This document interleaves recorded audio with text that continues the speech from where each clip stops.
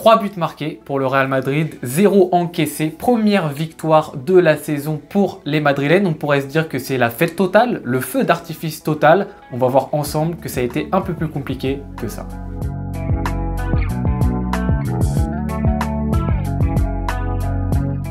Les amis, le match va commencer et on se pose une petite question du côté du Real Madrid. Qui va remplacer sur le terrain Jude Bellingham? Et c'est donc Arda Güler qui va remplacer le joueur anglais.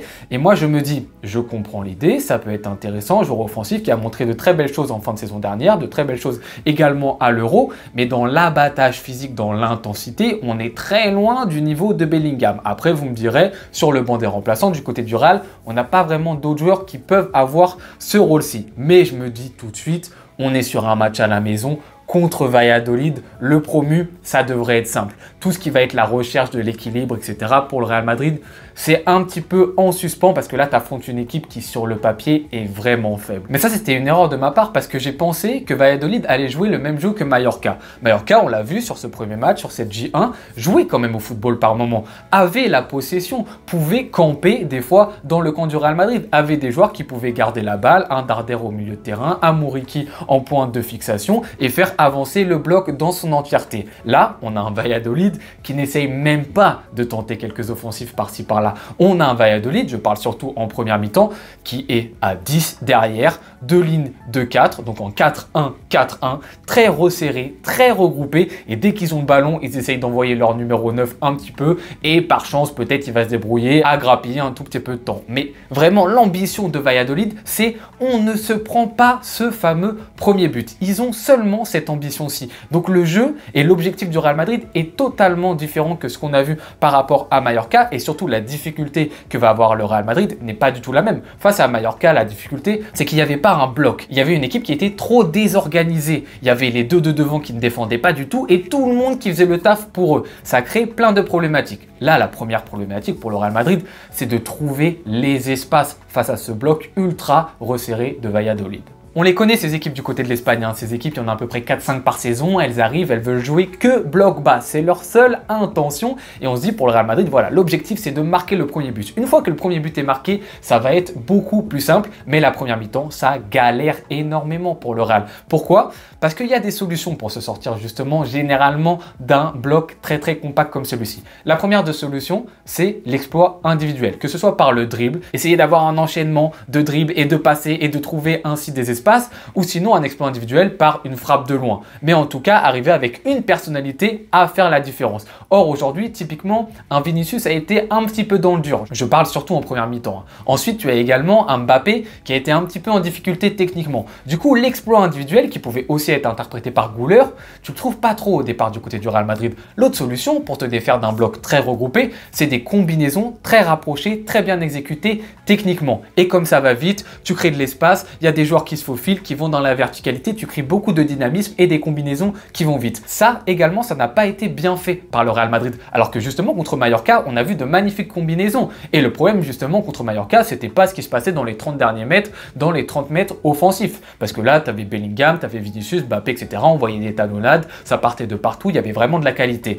Dans ce match contre Valladolid, tu ne retrouves pas du tout ça. Pourquoi? Parce que Güler, tu le trouves beaucoup moins facilement qu'un Bellingham. Bellingham a cette intelligence de jeu pour se positionner dans des secteurs qui sont vraiment très intéressants. Ensuite, tu as un Rodrigo qui est un petit peu plus loin des actions. Tu as un Vinicius donc qui est un peu écarté de tout le monde, qui n'a pas d'autres joueurs sur lesquels se reposer. Et surtout, tu as un Mbappé qui n'est pas en confiance dans son jeu de combinaison. Mbappé, c'est un joueur, quand il va avoir de l'espace devant lui, ça va être régalade. C'est un cadeau, c'est donné. Quand il a le jeu face à lui et du temps pour courir, gagner des mètres, c'est tranquille. Mais en revanche, Kylian Mbappé, quand ça se resserre, que tu as moins d'espace, vous allez voir que dans sa qualité de dribble, dans sa qualité de transmission, il va perdre beaucoup de points. Il est beaucoup moins à l'aise avec ça. On n'est pas du tout sur le type de joueur genre Karim Benzema qui va se faufiler, qui va pouvoir ensuite combiner 1-2 avec Vinicius, talonnade, je me retourne devant le jeu, ensuite je donne, je suis face au jeu, j'arrive à me retourner et j'arrive à combiner avec mes coéquipiers. Pour Kylian Mbappé, c'est beaucoup plus compliqué. Il le sait, il n'est pas en confiance avec ça. Donc vous voyez un Kylian qui va préférer faire des appels dans une profondeur alors qu'il n'y a pas de profondeur. Valladolid, il joue bloc ultra bas. Il n'y a pas de profondeur, il n'y a presque pas d'espace entre la dernière ligne de Valladolid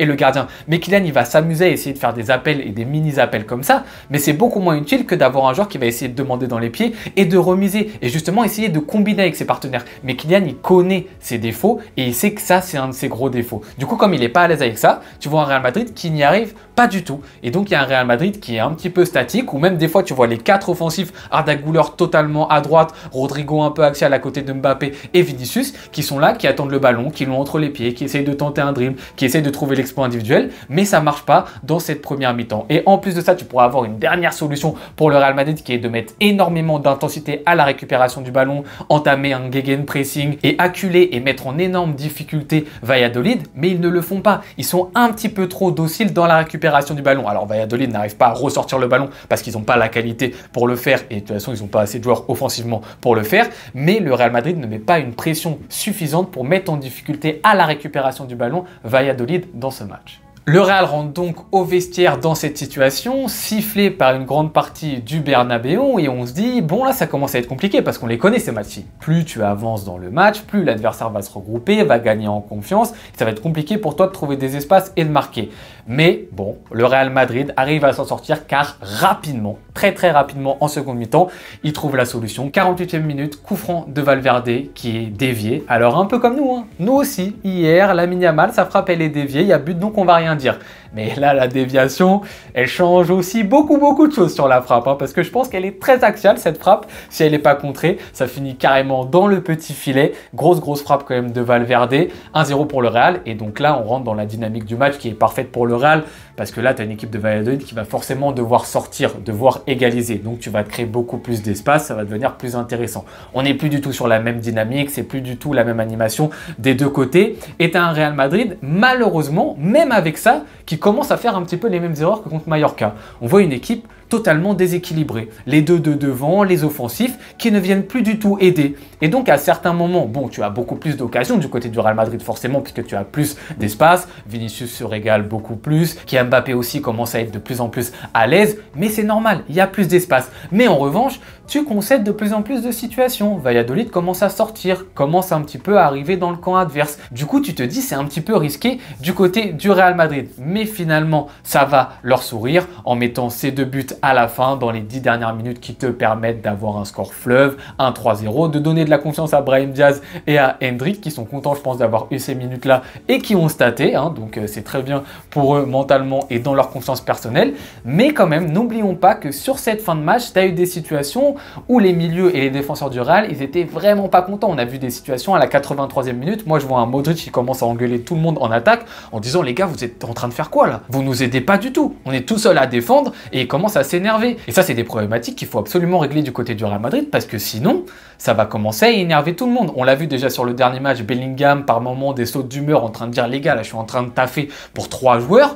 Là, s'il y a beaucoup de joueurs qui commencent à se retourner vers les offensifs et leur dire, les gars, etc., faut nous aider, ça va pas du tout. Ça va commencer à créer des petites problématiques au sein du Real Madrid. Alors, encore une fois, pas d'enflammade, c'est que la deuxième journée, ces problématiques vont certainement être réglées du côté du Real, va y avoir des ajustements, va y avoir des choix qui vont être faits du côté de Carlo Ancelotti. Là, c'est également un match contre une des équipes les plus faibles de cette Liga, donc typiquement, les matchs contre ce genre d'équipe-ci, le Real pourra se permettre d'être très déséquilibré, je pense, parce qu'avec leur force offensive, ça va dans 95% des cas passer, parce qu'ils sont tellement forts offensivement que, ok, t'es déséquilibré, mais t'inquiète pas, on va t'en mettre 3-4, donc ça changera rien au fait qu'on en concédera 1 ou 2. Mais en revanche, contre des équipes un petit peu plus fortes en Liga et surtout en Ligue des Champions, cet équilibre, il va devoir être réglé, exactement comme contre Mallorca, et va y avoir la nouvelle problématique, qui est la problématique spécifique de cette première mi-temps du match, qui est trouver des espaces face à une équipe qui est très regroupée, parce que pour l'instant, Kylian Mbappé, il n'a pas du tout ce profil de numéro 9, faux numéro 9, capacité de distribution.